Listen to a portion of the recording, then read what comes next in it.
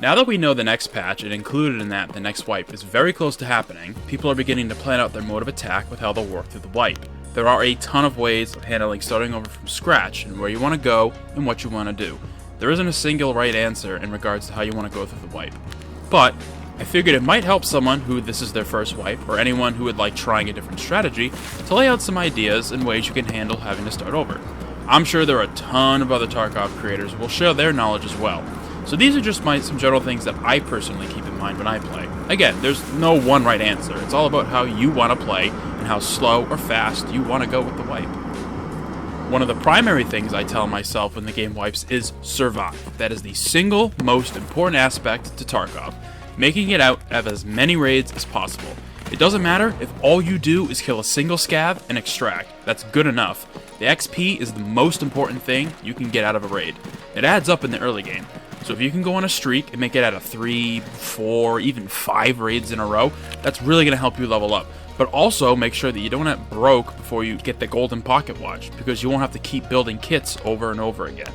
But seriously, take your time, be careful, and get those survive bonuses. It really does add up in the long run. Another decision you'll need to make early on is whether or not you'll want to invest early into the hideout. And when I say invest, I unfortunately kind of mean speedrun to get the Bitcoin farm up as soon as possible. Before, in previous wipes, the Bitcoin farm was insanely lucrative. Being able to print items that sold for up to like 800k 3 times a day was insane. Now, not so much. I didn't even craft mine this wipe because the coin was worth like 150k. Someone might need to correct me on that, but it didn't feel worth it at all. But that isn't the case for the other modules in the hideout. They're very useful. And it's just a matter of whether or not you want to have your stash filled up with all those crazy hideout items that you need instead of gear. Granted, some of the items can be tricky to find because of good old RNG, but to be fair, now that we can craft some of the items like gas analyzers at workbench level 1, getting at least all the base modules done is certainly worth it if you can find the items. Sure, also an early scav junk box will help facilitate some extra room in your stash, but the problem is, and this goes especially for standard account users, the box isn't cheap. It's around 1.1 million rubles in the early game, and that's not a slouch at all, it hurts. So there's definitely a strong argument that it's worth the price because of its size, but you ultimately have to make that choice for yourself if it's worth the mill. Personally, I usually wait till I get like 2 or 3 mil under my belt before I get one, but at the end of the day, it's totally up to you. Do what you want to do. Now this is something I started using fairly recently, but I've known it's been in the game for a really long time, and that's the in-game notes section. You can actually write notes to yourself about, well, anything. Task items you need, where you need to go to find items. It's actually a very useful tool that I feel is severely underused because a lot of people probably don't even know it exists. I personally use it to keep track of what items I need for the hideout, and they can be pretty sizable, and you can have a lot of them.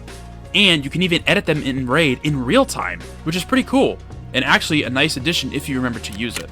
Let me know if you knew it was in the game, and if you did know and use it, what do you use it for? I'm actually really curious if other people have used the notes section. At the end of the day, just play Tarkov. Enjoy the game, enjoy the wipe, and the shitty guns and goofy fights that everyone's gonna encompass. Don't fall victim to comparing your progress to streamers. Just don't do it. I find myself doing it sadly as well, but try not to if you can help yourself.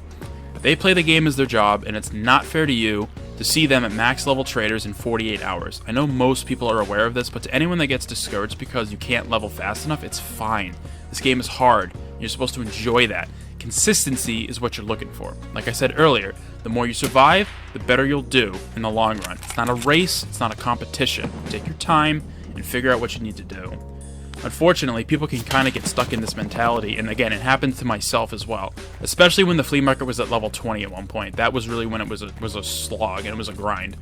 But I know for this wipe, I'm just going to do my best and hit the ground running and see what happens. If I get smoked every raid, so be it. I'll be having fun, leveling up once again and seeing all the new gear, guns, and equipment we have at our disposal. It always sucks to die in Tarkov no matter what point you are in the game, regardless if it's a wipe cycle or not. You gotta just take them on the chin and learn, because it's inevitable. Eventually, you're gonna succumb to this harsh world that the game has you in, and you gotta learn from your mistakes and move on.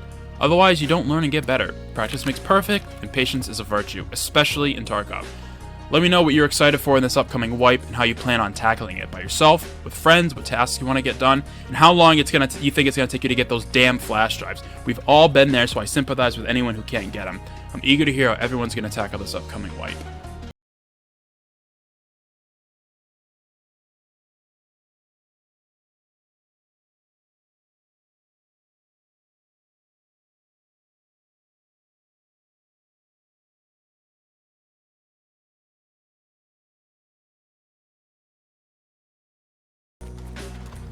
you, fuck you,